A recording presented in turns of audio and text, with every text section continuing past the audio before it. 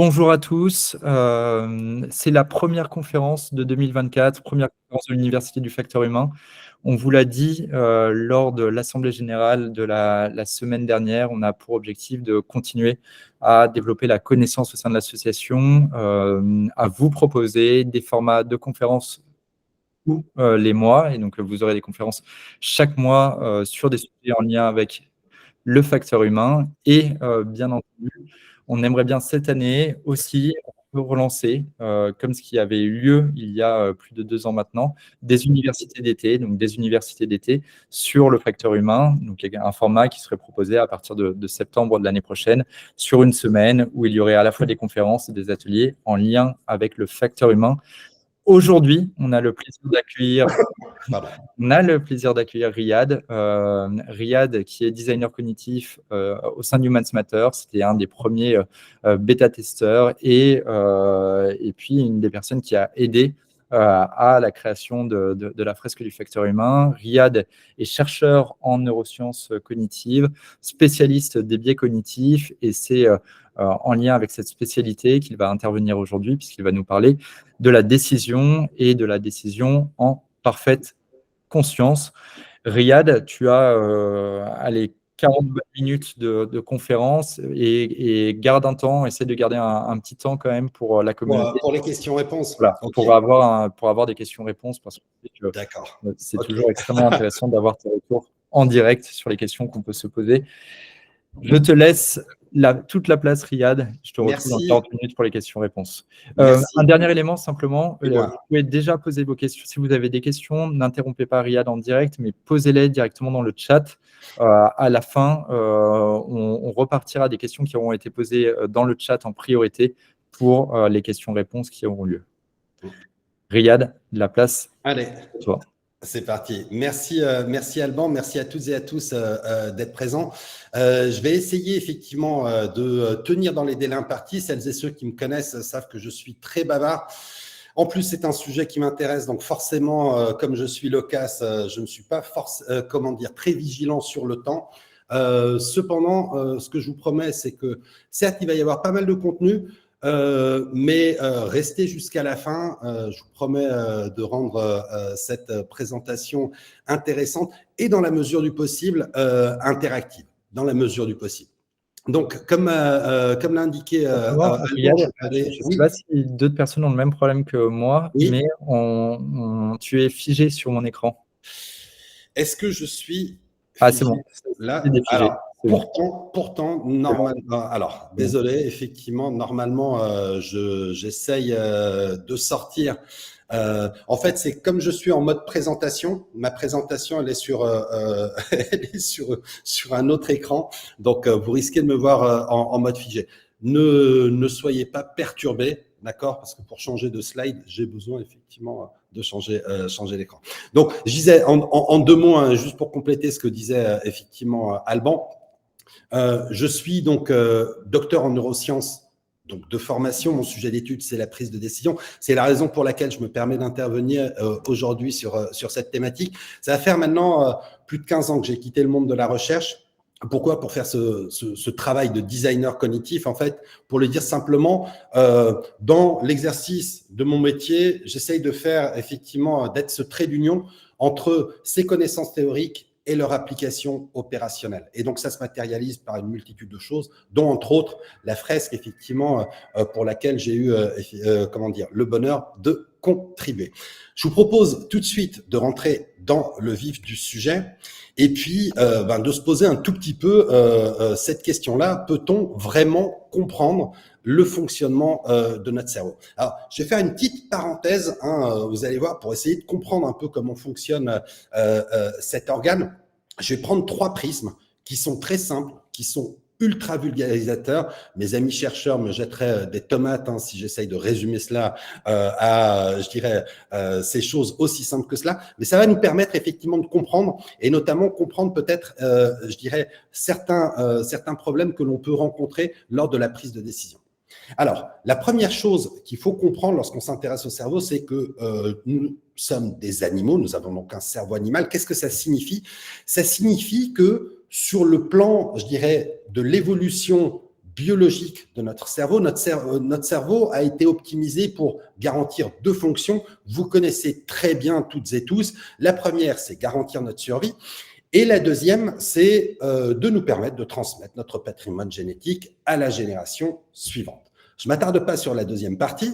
Je reviens à la première. Un cerveau qui a été optimisé pour garantir notre survie, ça veut dire que c'est un cerveau, et on va revenir beaucoup dessus, qui a été, je dirais, câblé, qui a été programmé pour toujours favoriser l'action sur la réflexion. Et pour cela, il a développé une réaction géniale que vous connaissez toutes et tous, que l'on appelle la réaction de stress.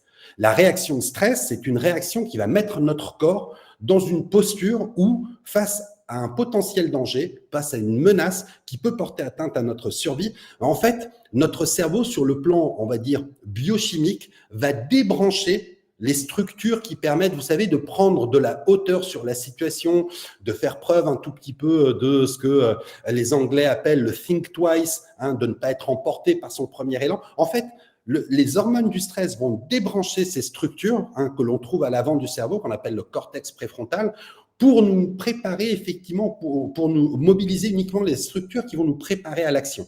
Et les actions, elles sont très simples sur réaction de stress. Vous les connaissez toutes et tous, j'imagine. La première, c'est la réaction de fuite. La deuxième, c'est la réaction de lutte. Et la troisième, c'est la réaction d'inhibition. D'accord ? Donc, lorsqu'on est effectivement dans une situation où on ressent un tout petit peu de tension, où ces hormones du stress commencent à inonder notre cerveau, ben, il est normal que, d'un point de vue tout simplement biologique, en fait, on se concentre sur des réflexes, on favorise l'action sur la réflexion. Le deuxième point sur lequel je veux attirer votre attention, c'est que nous ne sommes pas n'importe quel type d'animal, nous sommes des animaux sociaux et on doit notre survie d'abord et avant tout grâce au groupe. Donc notre cerveau a développé une multitude d'aptitudes pour pouvoir effectivement coopérer, se coordonner, collaborer avec nos pairs. Et c'est la raison pour laquelle, même si nous n'avons pas, je dirais, des défenses comme le rhinocéros ou les éléphants pour nous protéger, un cuir épais pour nous prévenir d'éventuelles blessures, ou alors des crocs acérés, ben en fait, notre capacité de collaboration et de coordination fait que on peut l'emporter sur pas mal effectivement d'espèces animales bien plus grandes et bien plus robustes que nous. Un homme face à un mammouth n'a aucune chance, mais 10 hommes bien coordonnés face à un mammouth, c'est le mammouth qui n'a plus de chance. Et je pousserais même éventuellement effectivement la métaphore, 10 hommes bien coordonnés, bien entraînés face à 10 mammouths, il est possible que les 10 mammouths ne l'emportent pas. Okay ? Donc, ce cerveau social qui nous permet effectivement de faire des choses qui peuvent paraître un tout petit peu magiques, comme ce phénomène que l'on appelle l'attribution d'intention à autrui. Vous savez, c'est pas un mode de communication par télépathie, mais en fait, lorsque on se connaît très bien entre membres du groupe, parfois effectivement, on peut, je dirais, avoir accès aux intentions que peuvent avoir les autres. Et en fait, tous ces phénomènes, toutes ces capacités-là qui sont développées par, on va dire, les structures qui permettent la socialisation de notre cerveau, nous ont donné un formidable avantage, mais parfois, cela peut nous jouer des tours. Ce que je vous propose, c'est de faire une petite pause. Vous allez voir, je vais vous montrer une vidéo. Alors, certaines d'entre vous la connaissent peut-être déjà. Dans cette vidéo, je vous donne juste un peu de contexte. Donc, c'est une femme qui prend un rendez-vous auprès d'un cabinet d'ophtalmologiste, un vrai cabinet d'ophtalmologie. Elle arrive, il y a effectivement des patients qui attendent dans cette salle, dans la salle d'attente du cabinet. Ce qu'elle ne sait pas, c'est qu'elle va faire partie d'une expérience à son insu. J'en dis pas plus, je lance la vidéo et on débriefe ensuite.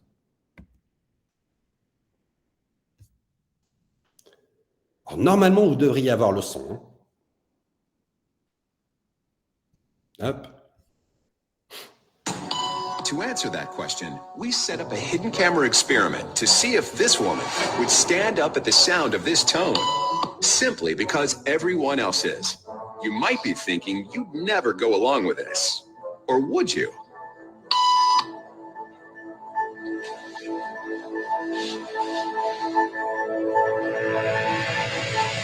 After just 3 beats, and without knowing why she's doing it, this woman is now conforming perfectly to the group. But what happens if we take the group away? Elaine, please.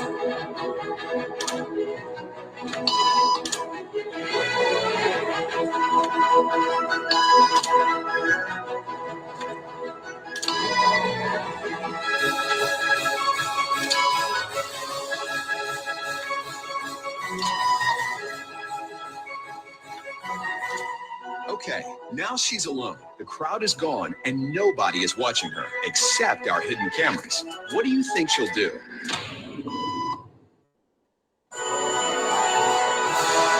She's now conforming to the rules of the group without them even being there. Now, watch what happens when we introduce another outsider who doesn't know the rules. Have a seat and they'll be out in just a couple minutes. Thanks so much.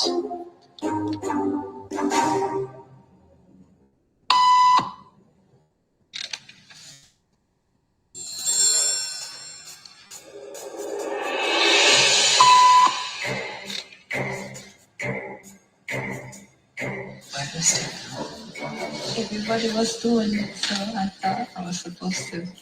Think she'll teach the new guy what to do?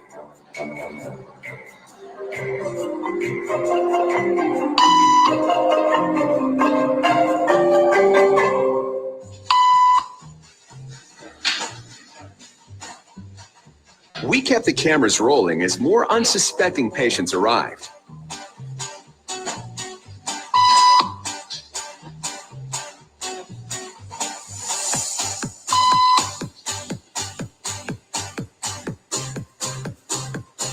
And slowly but surely, what began as a random rule for this woman has now become the social norm for everyone in this waiting room. Here to explain what's going on in their brains. Stop. Pay attention.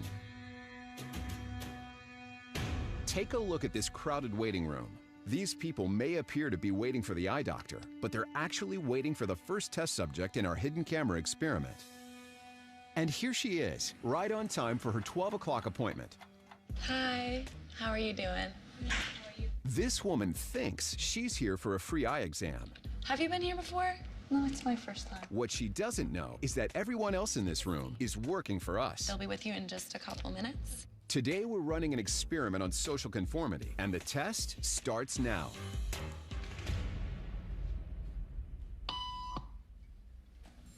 Did you hear that? These people sure did.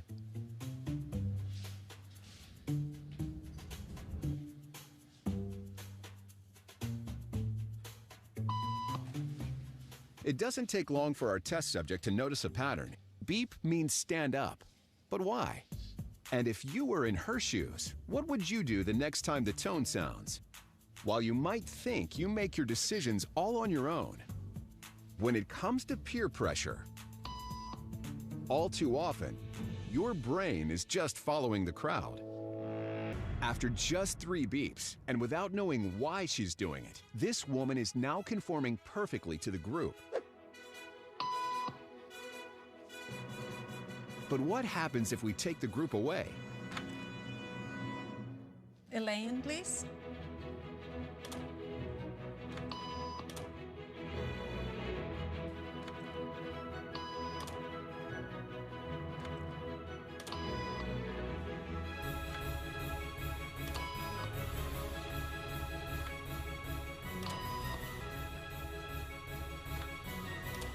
Okay, now she's alone. The crowd is gone and nobody is watching her, except our hidden cameras. What do you think she'll do?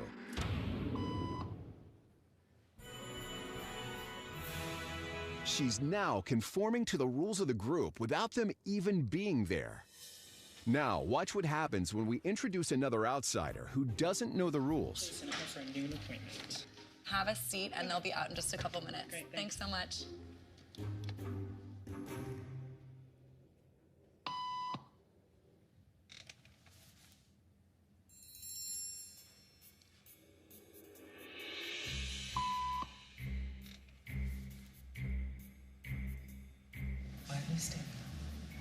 Everybody was doing it, so I thought I was supposed to. Think she'll teach the new guy what to do?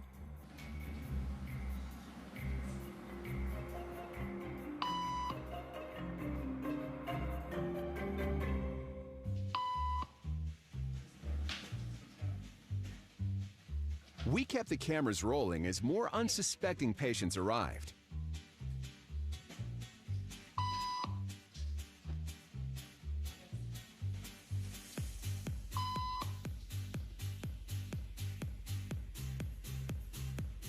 And slowly but surely,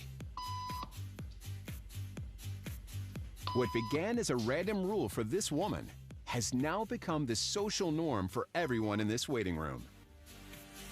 Here to explain what's going on in their brains is Jonah Berger of the University of Pennsylvania. This sort of internalized form of herd behavior is part of what we call social learning. Starting at a very early age, when we see members of our group perform a task, our brains literally reward us for following in their footsteps. When I saw everybody stand up, I felt like I needed to join them. Otherwise, I'm like excluded. Once I decided to go with it, then I felt much more comfortable. Conformity is how we become socialized, but it can also cause us to develop bad habits or repeat past wrongs. And it's why even this rebel, who wasn't standing for any of this nonsense, eventually joined the ranks. And the only thing more shocking than seeing how easily conformity affects the way you act. Ok, j'arrête là la vidéo et sans même peut-être prendre le temps d'avoir vos retours, j'imagine que ça doit être un tout petit peu angoissant, un tout petit peu, je dirais, pour le moins surprenant effectivement comme vidéo. Alors, ce que vous observez dans cette vidéo, ce sont 3 leviers ou 3 phénomènes d'apprentissage qui sont très puissants chez nous. Le premier, vous le connaissez tous, hein, c'est ce que l'on appelle le conformisme. Hein, effectivement, c'est comment moi, hein, en tant qu'individu, je vais, pour ne pas me sentir socialement exclu du groupe, d'accord, en fait, imiter un comportement quand bien même je n'ai pas compris l'utilité de ce comportement. D'accord. Alors, on peut penser effectivement ici, dans le cas de cette vidéo, que c'est un biais, c'était effectivement, il n'y a pas de sens à reproduire ce comportement-là. Cependant, pensez-y. Lorsque, par exemple, et moi ça m'arrive assez souvent, hein, j'arrive dans une gare d'une ville que je ne connais pas, et en sortant de la gare, lorsque je vois tout le monde prendre une direction donnée pour aller vers la sortie, en fait, j'assume qu'ils prennent cette direction pour aller vers la sortie et je vais me mettre à les suivre. D'accord ? Donc, ce raccourci de pensée que je fais dans mon cerveau, parfois peut être utile. D'accord. Donc, je commence à faire un tout petit peu un parallèle sur effectivement les biais. Est-ce que, entre guillemets, il y a un côté pervers, est-ce qu'il y a un côté utile, etc. Donc ça, c'est le premier phénomène que l'on voit dans la vidéo. Après, il y a un deuxième phénomène. Lorsqu'elle se retrouve toute seule, hein, elle continue de reproduire le comportement en l'absence du groupe. Ce phénomène-là, c'est ce qu'on appelle l'apprentissage vicariant ou bien l'apprentissage social. Et lorsqu'on y pense, c'est peu ou prou ce qui se passe lorsqu'on est dans des situations soit de mentoring ou bien de reverse mentoring, ou bien même sans être dans des situations de mentoring. Vous savez, lorsque un de vos collègues a fait un raccourci sur le clavier pour faire une manip pour laquelle il vous fallait du temps, vous lui demandez, vous lui dites, attends, t'as appuyé sur quoi là effectivement pour changer le truc? Ah, regarde, tu fais contrôle, là le truc, hop, il me l'a montré une fois et je vais pouvoir le reproduire en son absence. D'accord? Donc là aussi, un levier éventuel, enfin, un biais dans le cas effectivement de cette vidéo, mais un levier d'apprentissage assez puissant. Et enfin, le dernier phénomène que l'on observe dans la vidéo, donc qui est un peu le pendant du conformisme, c'est comment en fait une minorité va aller changer le comportement, je dirais, d'un groupe plus grand, de la majorité. Et ce phénomène-là, c'est ce que l'on appelle l'influence minoritaire. Et là aussi, c'est un levier, par exemple, que l'on utilise souvent dans des stratégies d'innovation.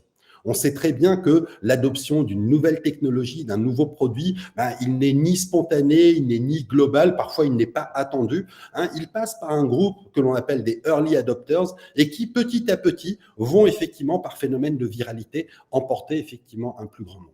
D'accord ? Donc j'essaye effectivement un tout petit peu, je dirais, de montrer le côté yin et yang de ce que l'on appelle souvent les biais cognitifs. En réalité, de vous à moi, et avant de rentrer dans le sujet, il n'y a de biais que lorsque, finalement, notre comportement dévie de la logique attendue. Sinon, effectivement, s'il est adapté, alors on utilise un raccourci mental et notre cerveau utilise beaucoup de raccourcis mentaux. Et on verra pourquoi, effectivement, pour la suite, on essayera de comprendre. Enfin, une dernière chose qu'il faut comprendre sur notre cerveau, C'est bien sûr, je vous apprends rien ici, je suis devant très probablement un public conquis à cette cause. Nous avons d'abord et avant tout un cerveau émotionnel. Qu'est-ce que ça veut dire? Un cerveau émotionnel, ça veut dire que toute décision que nous prenons, tout choix que nous faisons est essentiellement guidé par des facteurs émotionnels que nous ressentons. D'accord? Je vais vous montrer un petit diagramme pour illustrer mon propos. Ce que vous voyez effectivement sur ce diagramme, c'est la chaîne de traitement des informations, de traitement des opérations, qui se produit du moment où l'on perçoit quelque chose dans son environnement jusqu'au moment où notre cerveau fait un premier choix. D'accord ? Là où je souhaite attirer votre attention, c'est sur la base de temps que vous voyez en bas. Vous voyez qu'entre le moment où l'on perçoit quelque chose dans son environnement et le moment où notre cerveau a fait un choix, on est en moyenne sur l'ordre d'une demi-seconde. Autant vous dire qu'on est en dessous de l'échelle de la conscience. D'accord ? Donc, ça pose effectivement, lorsqu'on a fait ces découvertes, ça posait beaucoup, de sujets et de débats auprès de la communauté scientifique sur la question du libre arbitre. Mais finalement, est-on en contrôle des choix que fait notre cerveau ? Je laisse cette question en suspens, cette question du libre arbitre. On pourrait passer toute l'heure dessus. Là où j'aimerais vous attirer votre attention, c'est, regardez, le premier traitement qui se fait dans notre cerveau, c'est pas un traitement d'ordre cognitif, c'est-à-dire qui va nous permettre de reconnaître les objets, voire de les nommer. C'est un traitement émotionnel et ça se fait en 1/5 de seconde. Pourquoi effectivement notre cerveau passe par ce hub émotionnel avant même de traiter la nature de l'information? Encore une fois, je vous rappelle, on a un cerveau qui a été optimisé pour garantir notre survie. Donc, très vite, il faut qu'il mette ce que j'appelle moi un tag émotionnel, qui n'est pas les émotions à proprement parler que vous connaissez, comme les fameuses émotions d'Ekman, la colère, la joie, la tristesse, le dégoût, etc., etc. Non, là, c'est un petit tag émotionnel qui me dit j'aime, j'aime pas, il y a danger, il n'y a pas danger. Et qui me prépare soit effectivement à une réaction, d'approche, ou alors éventuellement à une réaction de retrait. D'accord ? Donc, tout de suite, cela montre effectivement l'impact qu'ont les émotions sur l'ensemble des décisions que l'on peut prendre et des choix que l'on peut faire. Et surtout, ça enlève effectivement, je l'espère, ce fameux débat de cerveau émotionnel versus cerveau rationnel. Il n'y a pas de dichotomie dans notre cerveau. D'accord ? Les émotions sont au cœur, sont au centre et il faut effectivement composer avec. D'accord ?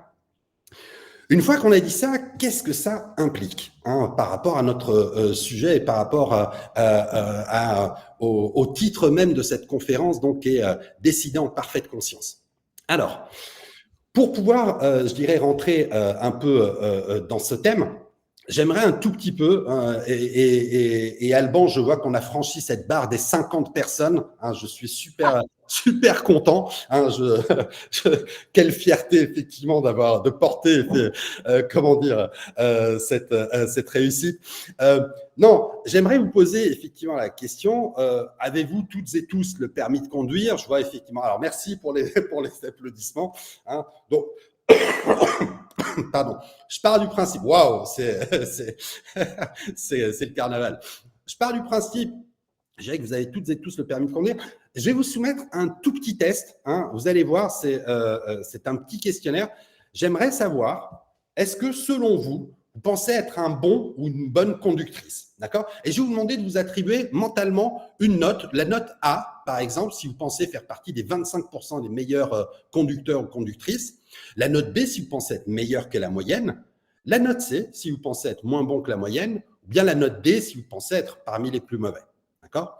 J'imagine, pendant que vous avez vu effectivement ces choix, vous êtes déjà attribué votre note. J'aimerais savoir qui s'est attribué la note D. Vous pouvez, vous savez, lever la main, effectivement. Personne. Ça me va très bien. Il n'y a aucun problème. Qui s'est attribué la note C? 1, 2, 3, 4, 5, 6. OK. Donc, je regarde, on est à peu près, et c'est pas trop mal, effectivement. Donc, si j'en déduis, effectivement, au vu de vos réponses, vous êtes à peu près 80% à être meilleur que la moyenne. D'accord ? Alors, je m'arrête là, je me dis, OK, si j'étais effectivement devant un public de pilotes professionnels, peut-être, effectivement, pourquoi pas, hein, je suis devant effectivement la crème de la crème des conducteurs ou des conductrices. Cependant, laissez-moi un tout petit peu, je dirais, en douter. Pourquoi je fais ce petit, ce petit questionnaire? C'est pas pour vous pointer du doigt ou quoi que ce soit. C'est pour introduire effectivement ce phénomène que l'on va maintenant aborder un peu plus longuement, qui est le phénomène des biais cognitifs. Et en fait, on se rend compte que ce test est issu, je dirais, d'un test qui a été mené dans de nombreuses études auprès de nombreux publics. On se rend compte qu'en moyenne, 90% des répondants, et c'est d'autant plus vrai lorsqu'on a une audience plus grande, 90% des répondants disent être meilleurs que la moyenne, meilleurs conducteurs que la moyenne. Même chez les personnes, vous savez, qui ont tellement fait d'accidents qu'aucune assurance ne les accepte. Ils sont obligés d'aller sur des trucs de malus, etc. Donc, 90%, effectivement, c'est cette espèce de seuil magique. Et ça illustre un biais qui est très fort chez nous, qu'on appelle le biais d'excès de confiance. D'accord. Alors parfois on me dit bah non, enfin moi je suis pas une personne qui est trop confiance en moi, etc. Ouais, même si on manque un tout petit peu, je dirais, je vais pas dire d'estime de soi, le biais d'excès de confiance il est toujours marqué. Il se voit dans notre quotidien, vous savez, lorsqu'on doit rendre un projet, un rapport, etc. On se dit 2 semaines, on est large. D'accord. Et puis on se retrouve la veille ou bien l'avant-veille à travailler effectivement en mode charrette. Donc les biais, ce biais d'excès de confiance fait partie effectivement de la grande famille donc des biais cognitifs. Alors les biais cognitifs, vous les connaissez en long, en large et en travers. Je ne vais pas vous donner une définition, hein, c'est un sujet qui a été largement étudié. Là, je vous montre effectivement une représentation que vous connaissez sûrement qui s'appelle le Codex des biais cognitifs. Si vous allez sur Wikipédia et que vous tapez effectivement Codex des biais cognitifs, vous allez voir, c'est une personne qui s'est amusée à recenser l'ensemble des biais qui ont été identifiés donc, par la science. Il y en a pas loin de 300 dans mon souvenir, effectivement. Il les a classés en fonction des biais lorsqu'on manque de sens, des biais lorsqu'on est trop pressé, etc., etc. La bonne nouvelle, plus ou moins bonne nouvelle, c'est en fait, on est tous, je dirais, susceptibles de manifester ces biais. D'accord. Donc, lorsque la situation se présente pour que nous tombions dans les pièges tendus par ces biais, alors nous tomberons dedans. Et c'est un point précis que j'aimerais, je dirais, clarifier avec vous. Vous avez de nombreux ouvrages qui existent. Généralement, c'était souvent des collègues avec qui je travaillais, effectivement, qui vous promettent donc qu'à l'issue, après avoir compris les mécanismes de fonctionnement des biais cognitifs, vous ne tomberez plus effectivement dans les pièges tendus par ces biais. En fait, ces ouvrages, je les ai lus. C'est, je dirais, toujours un sujet qui me passionne. Ça ne marche pas. Je tombe toujours, effectivement. Je souffre toujours de mes mêmes biais cognitifs. Et je vais vous faire gagner du temps. Ne les lisez pas, ça ne marchera pas sur vous non plus. Pourquoi ? Parce que, en fait, ce qu'il faut comprendre avec les biais cognitifs, c'est il faut les voir un peu comme des illusions de l'esprit. Je fais toujours, effectivement, un parallèle entre les biais cognitifs et les illusions d'optique. Comme vous le savez, notre système visuel est la vue est le sens le plus développé chez nous, êtres humains. Et cependant, lorsque je vous mets face à une illusion d'optique comme celle-ci, qui s'appelle l'illusion effectivement de Ponzo, vous avez toutes et tous l'impression que le véhicule du haut est plus grand que le véhicule du bas, qui est lui-même plus grand que le véhicule, qui est plus grand que le véhicule du milieu, qui lui-même est plus grand que le véhicule du bas. Vous pourriez prendre devant vos écrans, vous savez, un double décimètre et mesurer effectivement, par exemple, la longueur qui sépare les deux feux arrière. Je vais vous faire gagner du temps. Regardez, si je mets cette petite animation, d'accord, donc ce petit gif, vous allez voir, lorsque je retire le fond, hop, et j'aligne les 3 véhicules, ils ont exactement la même taille, d'accord. Donc, il n'y a pas de morphing sur Photoshop, j'enlève juste le fond et j'aligne les 3 véhicules, ok. J'arrête l'animation. Maintenant, vous avez une connaissance rationnelle, une connaissance factuelle, tangible. Vous savez que les 3 véhicules ont la même dimension. Mais je vous mets au défi, lorsque je vous remets dans les conditions de l'illusion d'optique, de me dire « Ah bah ouais, bien sûr, regarde, bien sûr, maintenant, effectivement, on les voit exactement de la même taille. » Non, vous retombez dans le piège de l'illusion d'optique. Eh bien, les biais cognitifs fonctionnent exactement de la même manière. C'est-à-dire que vous pourrez tout lire sur les biais cognitifs, vous pourrez très bien, effectivement, les comprendre. Généralement, on est très bon pour les voir chez autrui. hein, c'est un biais, hein, ça s'appelle le biais de la tâche aveugle, d'accord? Lorsque les conditions se présentent pour que vous tombiez dans les pièges tendus par ces biais, alors vous tomberez dedans, ok? On peut se poser la question et se dire, en fait, pourquoi il y a eu, je dirais, des millions d'années d'évolution pour finalement arriver avec un cerveau qui n'est pas pleinement optimisé et qui ne, je dirais, développe pas plutôt la pensée rationnelle et réflexive, hein, qui est toujours effectivement guidée par l'action, etc. Encore une fois, je reviens sur, je dirais, ce driver premier qui est notre cerveau, de notre cerveau, qui est celui d'assurer notre survie. Donc, un cerveau qui assure notre survie, il va favoriser toujours l'action sur la réflexion, je reviens dessus, et ça veut dire que chez nos ancêtres chasseurs-cueilleurs, ils souffraient eux aussi, bien sûr, comme nous, des mêmes biais cognitifs.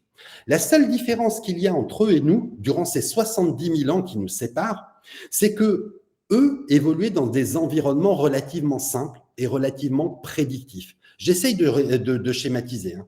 Généralement, il y avait quoi? Les membres du clan, ceux qui étaient en dehors du clan, les proies, les prédateurs, et c'est peu ou prou les quelques variables que je devais prendre pour faire mes choix et mes décisions. D'accord? Ce qui a considérablement évolué et considérablement changé en ces 70 000 ans, ce sont les environnements dans lesquels nous évoluons, des environnements d'autant plus complexes et d'autant plus incertains. Et donc, forcément, face à ces environnements qui sont plus complexes et plus incertains, eh bien, notre cerveau, hein, qui tombe toujours dans les mêmes biais, dans les mêmes pièges tendus effectivement par notre esprit, va faire davantage d'erreurs, et des erreurs qui parfois peuvent avoir effectivement davantage d'impact. D'accord ? Juste pour vous donner une idée, je dirais, de l'échelle, de la complexité de nos environnements contemporains, sachez que de nos jours, lorsque vous baladez une après-midi dans un centre commercial, vous voyez autant de visages que n'en voyaient nos ancêtres chasseurs-cueilleurs durant toute leur vie. D'accord ? Je prends juste cet exemple-là pour vous donner effectivement la dimensionnalité, de la complexité des environnements dans lesquels on évolue. Alors, vous pouvez me dire, finalement, est-ce que c'est grave, docteur? Quel impact cela a-t-il sur nos choix? Je vais vous soumettre à une petite bande audio. Je vous pose une question. Qu'auriez-vous fait si vous étiez à leur place? Je vous passe la bande audio et ensuite, on débriefe. D'accord? Alors, c'est parti. Accueil SAMU du CTA, ne quittez pas. Le permanencier du SAMU 67 va vous répondre. La police déjà.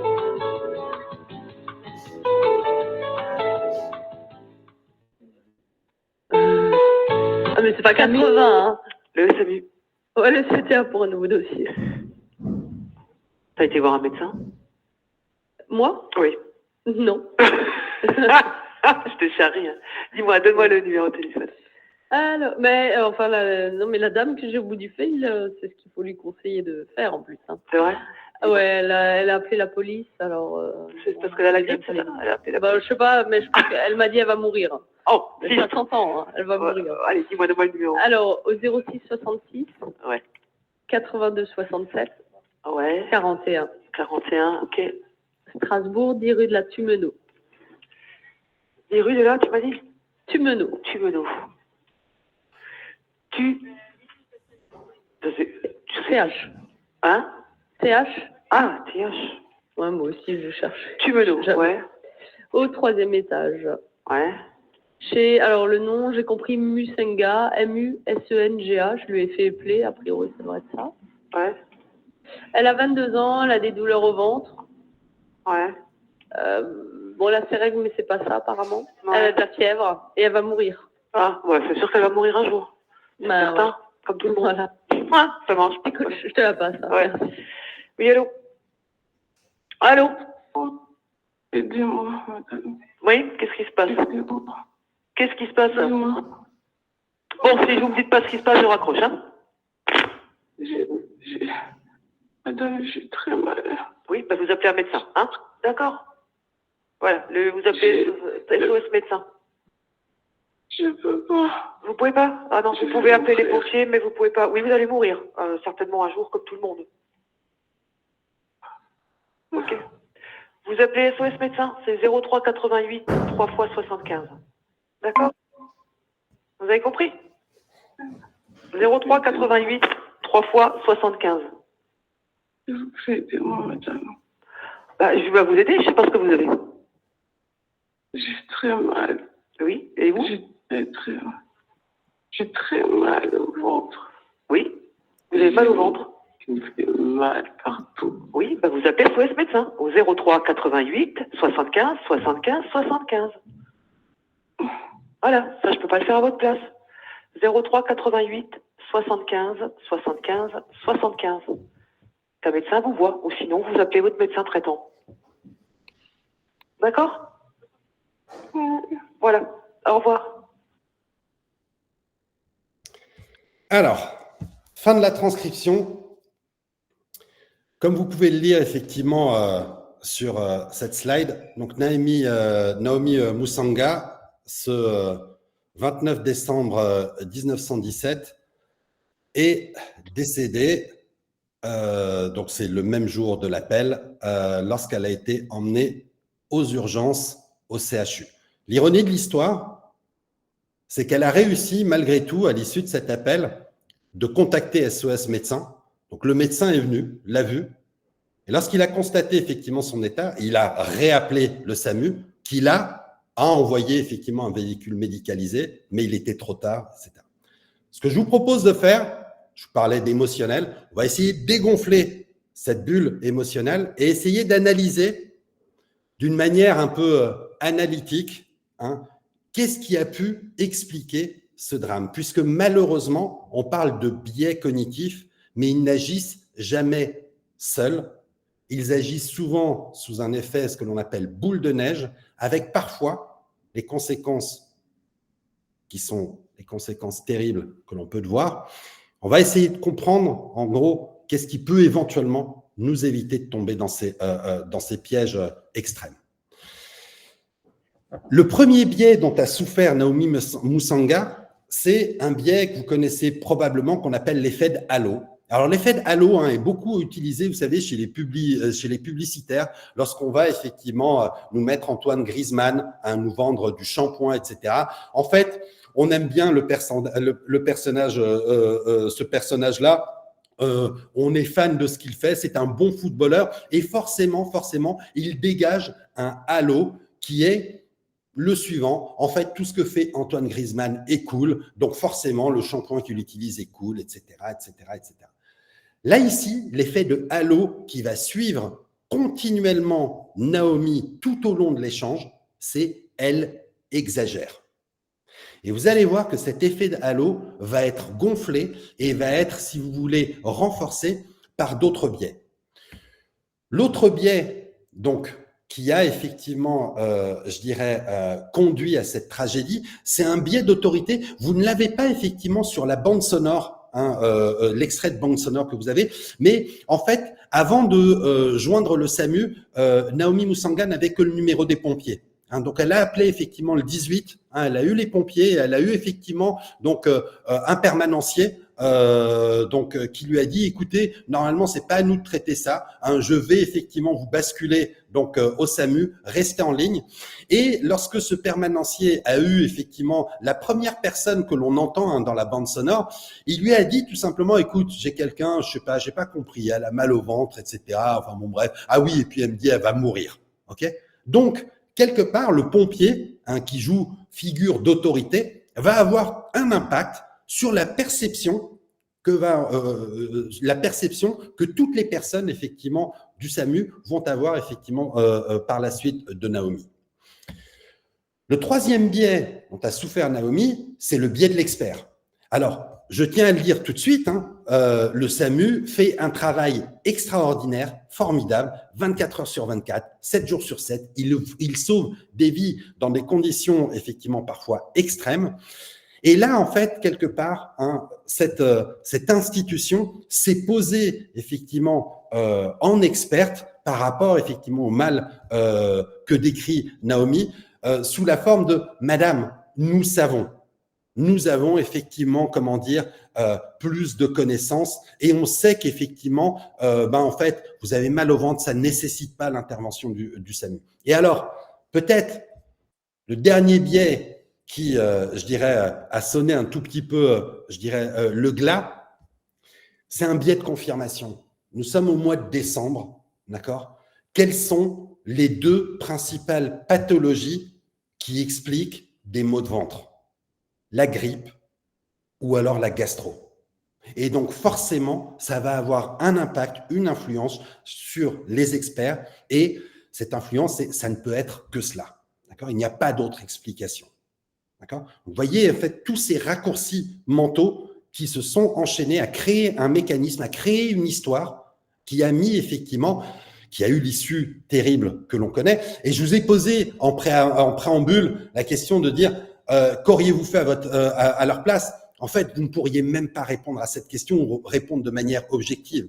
Maintenant, vous connaissez l'issue, vous souffrez effectivement d'un biais rétrospectif qu'on appelle le biais de l'histoire, qui est effectivement comment ont-ils pu faire? Ok, comment ont-ils pu se tromper à ce point?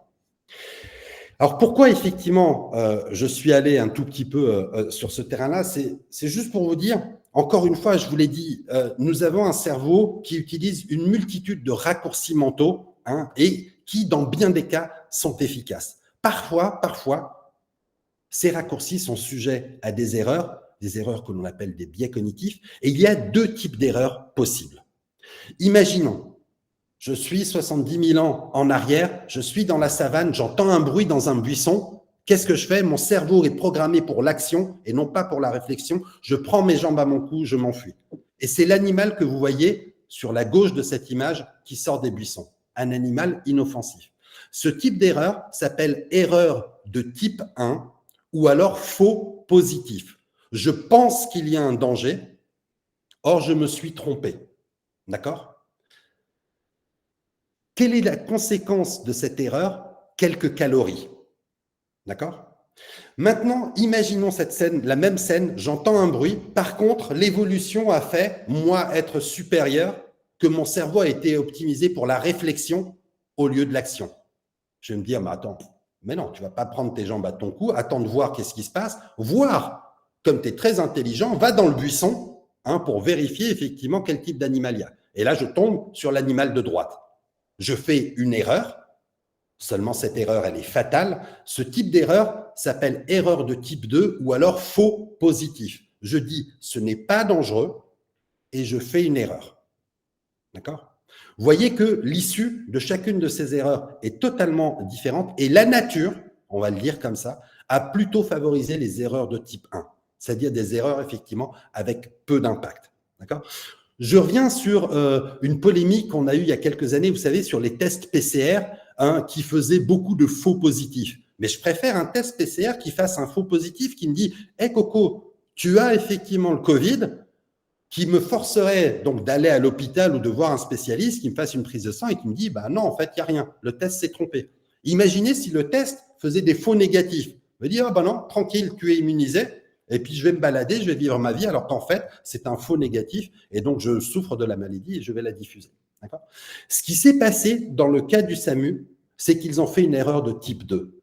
D'accord ? Ils ont dit, en fait, non, ce n'est pas une pathologie qui nécessite effectivement l'intervention du SAMU. Et donc, force est de constater, comme dans bien des cas, ces erreurs de type 2, donc les faux négatifs, ont cette issue tragique. S'ils avaient fait une erreur de type 1, bien sûr, alors ils dit ok, bon bah d'accord, ça nécessite l'envoi du SAMU, et ils auraient pu se tromper. Ils auraient pu envoyer une antenne effectivement mobile, et puis finalement, bah c'était qu'une gastro, une petite grippe, donc l'équipe mobile revient et puis il va lui dire effectivement, bah la prochaine fois, fais attention, quoi, ne nous envoie pas pour rien, d'accord? Donc un faux positif. Mais voilà. Donc, l'histoire ne peut pas lire. C'est juste pour vous sensibiliser sur le type d'erreur et la nature des erreurs. Si finalement, le risque d'erreur, c'est une erreur de type 1, un faux positif, généralement, ne vous souciez pas, il n'y a pas ou peu d'impact. Si par contre, il y a la possibilité de faire un faux négatif, alors le seul bon moyen, je dirais, de neutraliser un peu les biais cognitifs,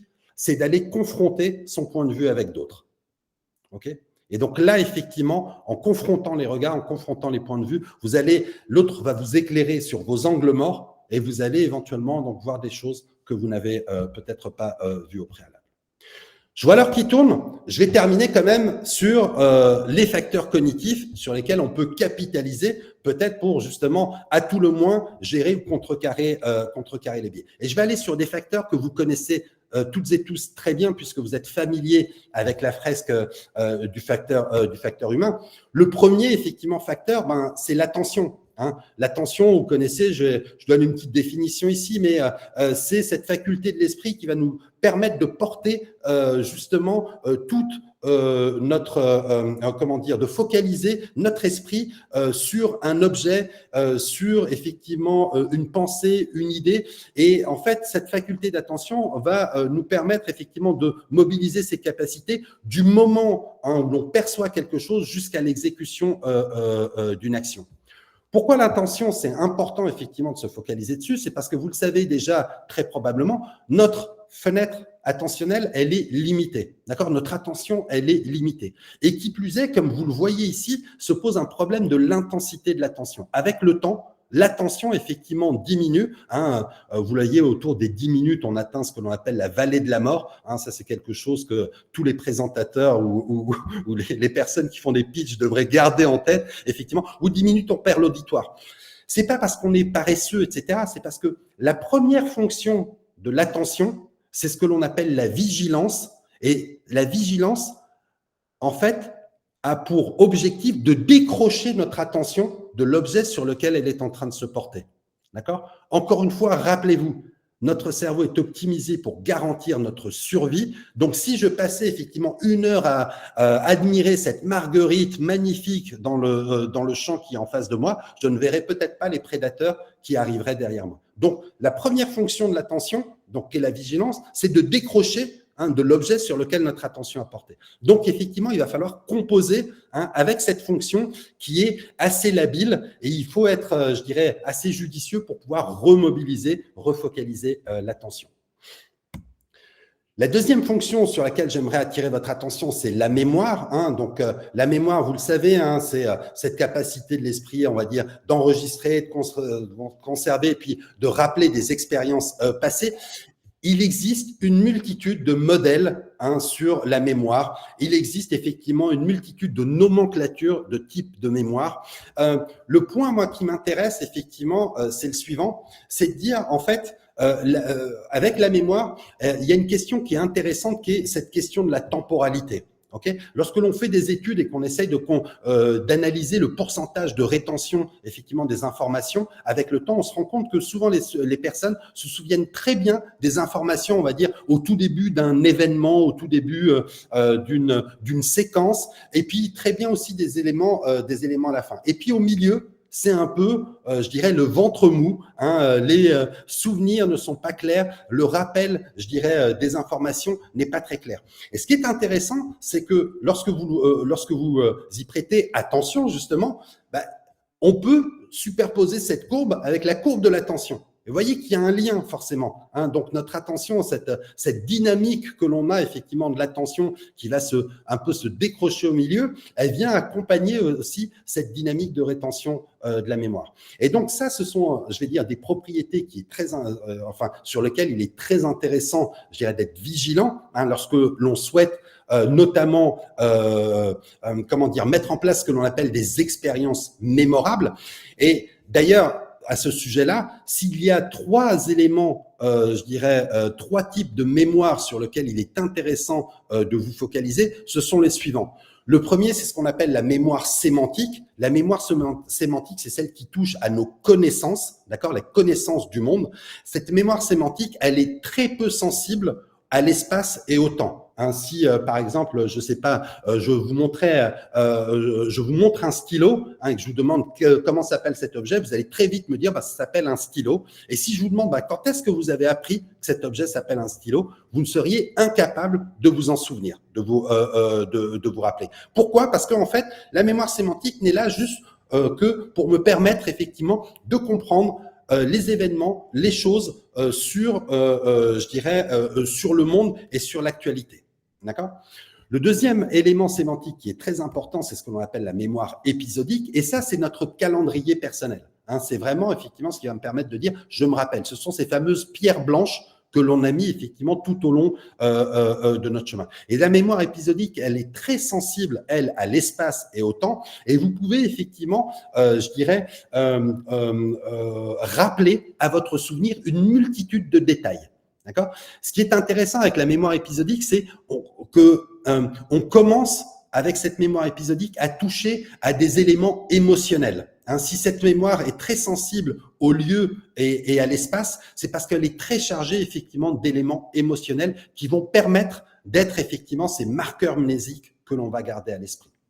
Et enfin, il y a un dernier type de mémoire qui est intéressant et que l'on connaît assez peu, c'est ce que l'on appelle la mémoire autobiographique. C'est presque le film de notre vie. Hein, c'est le « je l'ai vécu ». Hein. Cette mémoire autobiographique, elle est intéressante parce qu'elle est un mélange très juste d'éléments de mémoire sémantique et d'éléments de mémoire épisodique. Et c'est ce qui va nous permettre de faire vivre une expérience unique, une expérience qui nous est propre. D'accord ? Une fois que j'ai dit ça, et parce que j'ai envie, je dirais, de garder un tout petit peu de temps pour les questions-réponses, si, j'ai oublié cet élément. Un élément qui me semblait essentiel, que l'on n'aborde pas forcément dans la fresque du facteur humain, c'est cette capacité d'inhibition. Je vous donne un élément de définition ici. L'inhibition, c'est cette faculté qu'a notre cerveau qui est de nous permettre de supprimer une réponse ou une action automatique en faveur, bien sûr, d'une réponse ou d'une action plus adaptée à la situation. Pour le dire simplement, c'est cette grosse pédale de frein qui existe dans notre cerveau. Parfois, certains auteurs, vous savez, vous êtes familiers peut-être avec le système 1 et le système 2 de Daniel Kahneman, d'accord ? Certains auteurs comme Olivier Houdet parlent de système 3, ce système inhibiteur, c'est celui effectivement qui va freiner notre réponse impulsive. D'accord ? C'est lui qui va nous permettre effectivement ce fameux think twice et c'est lui qui nous sauve effectivement d'une forme de déterminisme. Quand je vous ai dit finalement la question du libre arbitre se pose-t-elle ? Elle se pose grâce à notre système d'inhibition. On a effectivement cette possibilité de libre arbitre grâce effectivement à ces structures cérébrales qui nous permettent d'inhiber nos réponses. Mais force est de constater que dans nos cultures, on ne le développe pas assez, notamment, vous savez, dans les premiers stades, je dirais, où la pédagogie se forge. On nous apprend de plus en plus à, vous savez, le par cœur, hein, la rétention justement d'informations, la rétention de process, etc., et pas tant effectivement à travailler ce système d'inhibition. Et ce système d'inhibition, il est essentiel parce que en fait, il y a ce que j'appelle moi les 3 lois du cerveau, la manière dont organise les informations, dont sont organisées les informations dans notre cerveau, c'est la suivante. Le cerveau est obligé de créer des catégories, il est obligé de créer des cases, il est obligé de mettre les informations dans ce qu'on appelle les super catégories. C'est ce qui lui permet de simplifier la complexité des environnements dans lesquels on évolue. D'accord ? La deuxième loi du cerveau, c'est que le cerveau, grâce à ces catégories, il va pouvoir faire des généralisations. Face à de nouvelles informations, il va pouvoir effectivement créer des liens, créer des connexions, voire créer de nouvelles super catégories. Et enfin, la troisième loi effectivement du cerveau, c'est que le cerveau omet. Dès que quelque chose ne lui semble pas, je dirais, utile ou lui semble un tout petit peu, je dirais, être l'exception, il va avoir tendance à l'omettre parce que ça ne répond pas à certaines règles, certaines structures qu'il a mis en place. Et donc, cette capacité, je dirais, d'omission va faire en sorte qu'on va renforcer, on va consolider beaucoup de routines. On va effectivement être des experts dans la catégorisation, on va être experts dans la généralisation. Et dès qu'il s'agira de s'adapter, dès qu'il s'agira de faire preuve de flexibilité, alors on va se retrouver un tout petit peu bloqué. Et le travail effectivement de ces structures d'inhibition est essentiel pour aller, je dirais, développer ce que l'on appelle chez nous le doute raisonnable. L'idée n'est pas de tout remettre effectivement en cause, mais c'est l'idée effectivement d'aller travailler un peu ce doute raisonnable pour voir d'autres alternatives, pour poser d'autres hypothèses. Je terminerai juste sur cet aspect-là, les émotions dans tout cela. Les émotions, en fait, elles sont bien entendu centrales, elles sont cruciales. Et plutôt que de mettre des mots pour le prouver, je vais vous montrer juste une toute petite vidéo, d'accord ?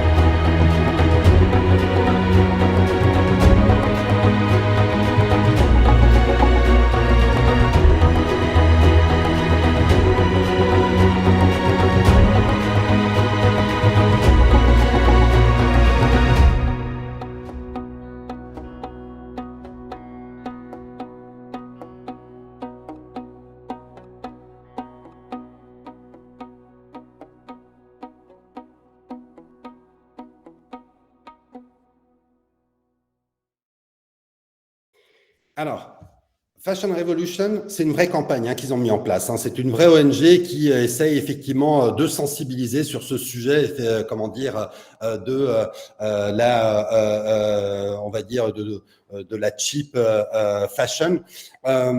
Ils faisaient comme tout le monde, vous savez, ces espèces d'énormes campagnes d'affichage dans le métro, dans la rue, etc. Et puis, ça avait l'impact que l'on connaît tous, un peu comme le disait Dutronc, j'y pense et puis j'oublie.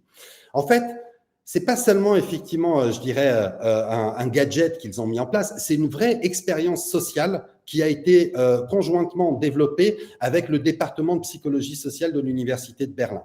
Comme vous pouvez le voir peut-être ici sur ce slide, 90% des personnes qui ont été confrontés effectivement à ce dispositif ont changé leur avis, c'est-à-dire qu'ils sont passés, je dirais, d'un comportement, on va dire, un peu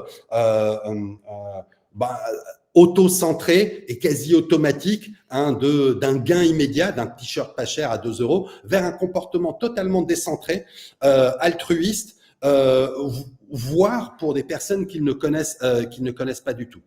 Et ce qui est beaucoup plus intéressant, c'est que cette équipe effectivement de psychologues a suivi la population, des 90% de personnes qui ont changé leur comportement, elle les a suivis sur 2 ans, sur les changements, l'adoption de nouveaux comportements d'achat. Et il se trouve qu'effectivement, elles ont durablement changé leur comportement d'achat. Pourquoi ça parle ? Pourquoi ça marche ? L'idée ici n'était pas tant, je dirais, de développer la capacité d'agir peut-être des personnes. On pourrait se dire, tout le monde est en capacité d'agir. Ce sont des choses que l'on connaît depuis longtemps. On a vu des milliers de reportages dessus. Je veux dire, on a la capacité, effectivement, de ne pas acheter, de faire le choix de ne pas acheter, etc. Qu'est-ce qui fait que, effectivement, au travers de ce dispositif, on a mis les personnes en pouvoir d'action, on a développé leur pouvoir agir. C'est qu'en fait, ce qui est central ici, c'est l'expérience vécue. L'expérience vécue qui fait partie effectivement d'une expérience centrée dans le quotidien des personnes, d'accord, et une expérience en fait avec un impact émotionnel qui permet de donner sens aux actions que l'on met en place ou aux actions que l'on décide de ne pas mettre en place. En quelque sorte, cette expérience a permis aux personnes d'aller, je dirais, chercher ou gagner des degrés de liberté qui étaient à leur disposition et qu'elles avaient volontairement ou pas choisi de ne pas actionner, de ne pas choisir.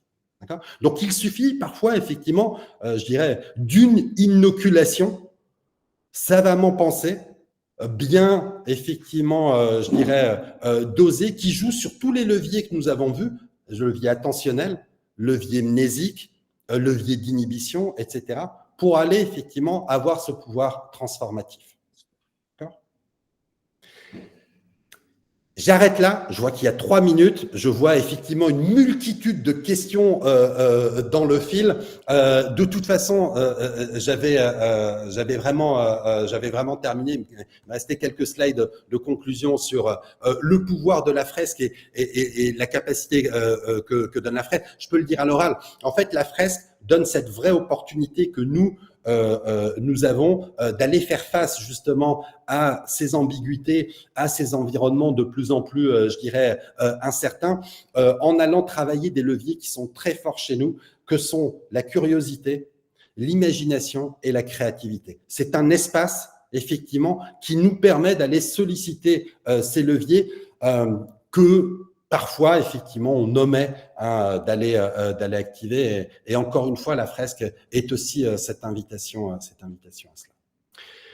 Voilà, j'arrête de parler. Alors, tout le monde va penser que je me suis arrêté à moins de 2 minutes pour pas laisser le temps à des questions, mais je déborde sans aucun problème si vous avez le temps, si vous avez l'envie, si vous le souhaitez.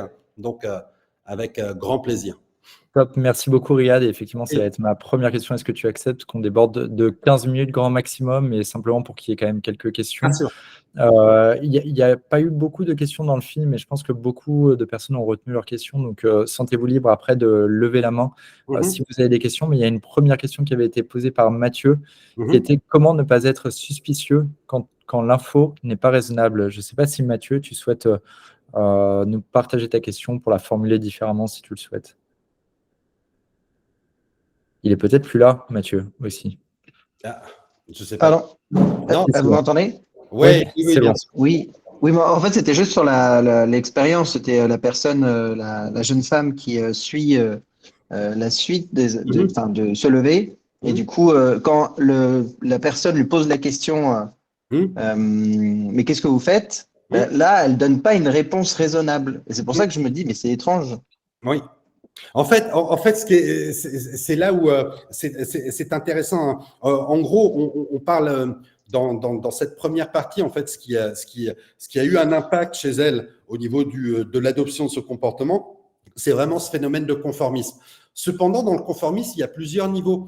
Là, elle était au premier niveau, ce qu'on appelle le suivisme. D'accord? Bon, moi, je vais faire comme la foule. Je comprends pas tous les tenants et les aboutissants. Et c'est pas grave. Et à un moment, elle le verbalise. Elle dit, je sais pas, en fait, tout le monde le faisait. J'ai cru qu'il fallait le faire. D'accord? Donc, c'est cette capacité, comme je le disais tout à l'heure, d'attribution d'intention de notre cerveau. Et parfois, c'est très judicieux. Effectivement, on peut effectivement, comprendre dans l'attitude, dans la posture de l'autre que, en fait, il attend peut-être quelque chose, et donc on va pouvoir le verbaliser. Mais là, en fait, l'intention, elle l'a pas tellement saisie. Elle se dit, il doit y avoir une raison qui m'échappe, et je le fais. Donc c'est le premier niveau du conformisme qu'on appelle le suivisme. Après, il y a des niveaux effectivement un peu plus élevés, un peu plus profonds dans le conformisme, notamment ce qu'on appelle l'intégration. Et là, quelque part, en fait, on justifie notre comportement. D'accord? Donc elle est pas passée au niveau entre guillemets supérieur, donc elle donne pas d'explication plausible. Et puis l'autre, effectivement, il lui fait confiance, il dit t'as pas compris, cherchons pas à comprendre, d'accord? Et puis levons-nous. Après tout, voilà. J'ose espérer qu'effectivement il n'y ait pas d'impact après dans leur vie, pardon, à l'extérieur du cabinet, ou s'ils entendent une sonnerie, ils ne se mettent pas à se lever. Non, mais plus sérieusement. Dans l'expérience, après, elle est débriefée et tout ça, et elle explique, elle dit, bien sûr, j'avais l'air stupide, enfin, je me sentais stupide de le faire, mais on était tous stupides dans le groupe, donc à la rigueur, il n'y a pas de honte à le faire, quoi. Donc, très bien. Est-ce qu'il y a d'autres questions? Si vous avez d'autres questions, est-ce que vous pouvez lever la main pour poser vos questions? Michel, tu as été la première. Vas-y. Oui, j'avais noté une question. Quels sont les ingrédients pour créer des expériences mémorables, pour favoriser les changements de comportement?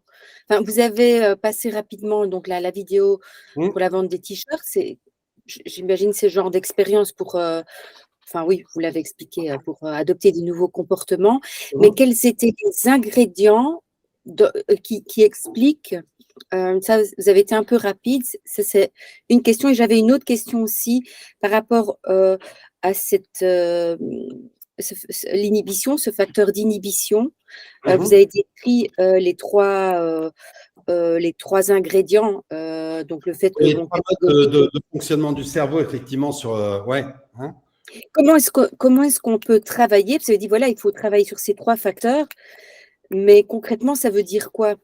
C'est poser des questions pour que les personnes enfin, à part poser des questions pour voir où on généralise, où on catégorise et ce que l'on omet, est-ce qu'il y a d'autres choses à faire que ça? Ouais.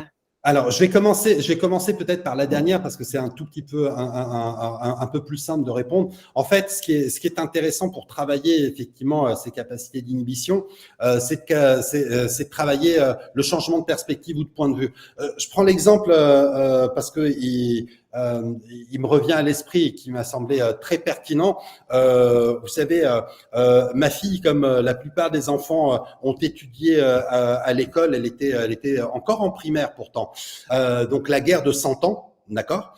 Elle étudie la guerre de 100 ans et non, je dis des bêtises, elle était au collège. Non, elle étudie la guerre de 100 ans et en fait le professeur revient le cours suivant en disant OK, maintenant que vous avez compris effectivement tous ces éléments de la guerre de 100 ans, on va travailler sur quel est le point de vue des Anglais de cette guerre de 100 ans. Et il ne l'avait pas vu, il ne l'avait pas travaillé effectivement. Donc dans les bouquins, on donne toujours cette vision, on va dire, auto-centrée sur la France, etc. Et donc comment a été vu les impacts de cette guerre de 100 ans. Mais finalement, en fait, les Anglais y étaient aussi. Et donc, c'était très intéressant, effectivement, de faire travailler, je dirais, d'avoir cette déportation qui va permettre, effectivement, d'ouvrir d'autres perspectives, d'apporter un peu plus de fluidité, de flexibilité mentale, et puis surtout, d'ouvrir les échanges et puis les débats. En fait, ce qui l'a vraiment marqué, c'était cette possibilité qu'ils avaient, non plus de ne réciter du par cœur, donc l'espèce de mainstream qu'ils avaient. Après tout, l'histoire, elle est écrite. Donc, on doit la réciter, la raconter. Mais là, en fait, comme il ne l'avait pas vu, ça donnait effectivement, l'occasion d'avoir des confrontations de points de vue, des débats, etc. Et donc, il n'y a rien de mieux, effectivement, que d'aller un peu déporter la personne pour aller lui travailler ou fluidifier un tout petit peu les croyances. C'est ça l'objectif, un tout petit peu de l'inhibition, c'est d'aller apporter un peu de fluidité peut-être sur des automatismes de pensée ou alors éventuellement des croyances qui se sont construites. Mais donc, c'est inhiber des croyances. Ça, c'est pas inhiber des comportements. Enfin, moi, je pensais que l'inhibition, ça faisait un lien avec les comportements impulsifs. Alors, non, pardon. Il y a plusieurs étages. Bien sûr, je peux par conditionnement, pavlovien, skinnerien, inhiber un comportement. Donc par des phénomènes de récompense-punition. D'accord? Donc, je vais effectivement inhiber un comportement. Après, tout dépend effectivement à quel étage ou à quelle échelle je m'adresse. Est-ce que je souhaite juste inhiber tout simplement, entre guillemets, le comportement moteur? Ou alors, effectivement, est-ce que je souhaite effectivement donner du sens? Je vais prendre un autre exemple sans aller sur le conditionnement pavlovien ou skinnerien ou d'autres types de conditionnement. Lorsque vous prenez les nudges, vous connaissez très probablement toutes et tous ces fameux incitateurs, entre guillemets, passifs qui ont pour volonté d'aller orienter notre comportement vers des choix vertueux, vers des options vertueuses. Un des nudges les plus puissants, effectivement, auxquels nous sommes tous confrontés, c'est ce fameux, vous savez, bouton stop que vous avez au feu rouge. 80 à 90% de ces dispositifs ne fonctionnent pas. D'accord? Il joue sur un biais qui est très puissant chez nous, que l'on appelle, qui s'appelle l'illusion de contrôle. On aime à croire, lorsque l'on agit sur un objet, etc., qu'on a le contrôle de cet objet. Ce nudge, il a juste pour intention de nous inciter à rester sur le trottoir et de ne pas traverser. D'accord? Donc, il a pour intention, effectivement, de freiner un comportement. Enlever le dispositif, entre guillemets, nudgeant, cet incitateur, et c'est chasser le naturel, il revient au galop. D'accord? Donc, c'est pour ça que moi, je parle effectivement d'une béquille comportementale. Tout dépend effectivement, je dirais, à quel niveau d'inhibition on souhaite se poser. Moi, il me semble que c'est, enfin, après, c'est qu'un point de vue. Les transformations, je dirais, comportementales les plus durables, ce sont celles pour lesquelles on a permis aux personnes de construire du sens autour de l'intérêt du changement de comportement. Et donc, ces personnes ont pu effectivement, je dirais, construire ce sens et donc mettre en place des actions qui sont en cohérence avec le sens qu'elles se sont construites. Puisque notre cerveau n'aime pas effectivement être en injonction paradoxale ou alors en dissonance cognitive. À partir du moment où j'ai construit du sens sur l'intérêt de faire quelque chose, alors je vais le faire parce que je vais pas me mettre effectivement en porte-à-faux avec mon esprit. Je sais pas si sur l'aspect d'inhibition, j'ai pu répondre à votre question. Après, sur l'autre aspect, sur effectivement, comment mettre en place ou sur quel levier mnésique, j'essaye pas d'éluder lorsque je donne cet élément de réponse. Là, on tombe vraiment sur des éléments, on va dire, qu'on appelle parfois chez nous dans notre jargon d'ingénierie cognitive. C'est de se dire en fait, le cerveau a sa propre ergonomie sur la manière d'aller appréhender les informations, les manipuler pour en construire du sens. Et donc, quand on connaît effectivement cette mécanique ou cette gymnastique cérébrale, alors on peut aller jouer, je dirais, soit sur des fonctions, celles que j'ai présentées, donc l'attention à un moment, pourquoi ce dispositif est mis en plein milieu donc d'une fameuse place à Berlin, c'est pour qu'il soit entre guillemets comme le nez au milieu du visage, donc il faut que ça attire l'attention. Il faut effectivement jouer sur des phénomènes mnésiques, c'est-à-dire que cette machine, elle me rappelle, vous savez, les distributeurs que je peux trouver. Donc, quelque part, je me raccroche à des éléments connus, donc qui vont permettre effectivement, je dirais, de ne pas avoir cette réaction un peu d'interrogation ou de rejet, mais de me dire, tiens, un distributeur au milieu de la place, tiens, un distributeur, c'est inoffensif, ça fait pas de mal, etc. Donc, je vais effectivement avoir un comportement, je dirais, qui va être un comportement d'approche, etc., etc. Et après, les trois éléments mnésiques que je vous ai donnés, c'est-à-dire cette mémoire sémantique, cette mémoire épisodique et cette mémoire autobiographique, elle est centrale aussi. Mémoire sémantique, c'est-à-dire que effectivement, une fois que j'ai reconnu l'objet, je sais ce que je sais, je me dis, tiens, je vais avoir une expérience d'achat. D'accord. La mémoire effectivement épisodique va faire en sorte que, en gros, cette expérience, elle va me marquer. Je vais en reparler. Je vais dire, l'autre jour, en fait, sur cette place, à telle heure, j'ai vécu un truc exceptionnel. D'accord. Et ça, c'est possible parce que je fais vivre des émotions à la personne. La première émotion, c'est la surprise. Je ne m'attends pas à avoir effectivement cette vidéo. D'accord. Et après, autour de la surprise, je vais jouer avec d'autres émotions. Et enfin, la mémoire autobiographique, c'est parce que je fais vivre, je dirais, une expérience, l'expérience vécue, elle est vraiment individuelle. Elle est propre à la personne qui est face à la machine. Alors, vous allez me dire, on joue sur plein de facteurs d'influence. Bien sûr, un des gros facteurs d'influence, c'est la pression sociale. Comme le dispositif est au milieu de la place, je vais m'imaginer que tout le monde sur la place est en train de me regarder et donc va regarder mon comportement. Mais en fait, ce sont des leviers naturels, entre guillemets, qu'a le cerveau. Et donc, on va jouer justement sur cette ingénierie cognitive, cette mécanique, pour aller effectivement, je dirais, créer ces expériences mémorables. Mais parfois, on n'a pas besoin de mettre en place des choses aussi sophistiquées. Il suffit de se dire quels sont les trois éléments, à quel moment et sur quel élément mnésique je vais jouer pour donner du sens, mémoire sémantique, pour aller créer des émotions, susciter des émotions qui vont être mémorables, mémoire épisodique, et pour créer une expérience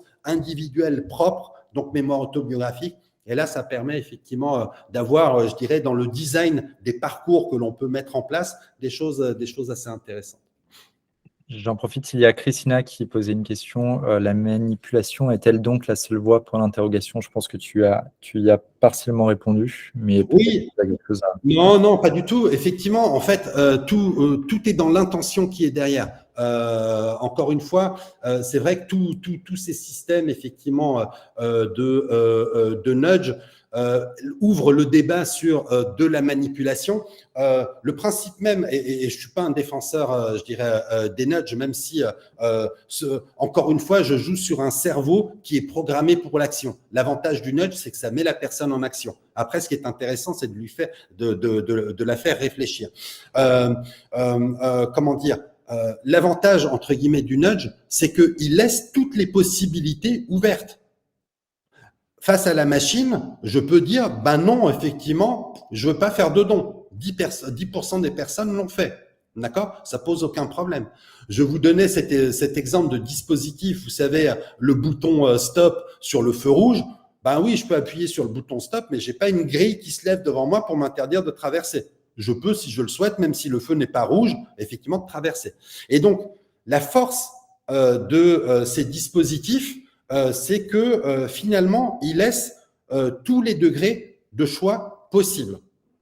Donc, la personne, effectivement, n'est pas contrainte, on n'a pas une approche coercitive. Par contre, je le dis et je le répète, si on ne donne pas du sens dans l'action que l'on a mise en place, alors effectivement, le nudge reste une béquille comportementale. Là, dans l'expérience, effectivement, The 2 Euro T-shirt Experiment là, de Fashion Revolution, on montre qu'il y a eu un point de contact. Par contre, le changement de comportement, il s'observe même 2 ans après.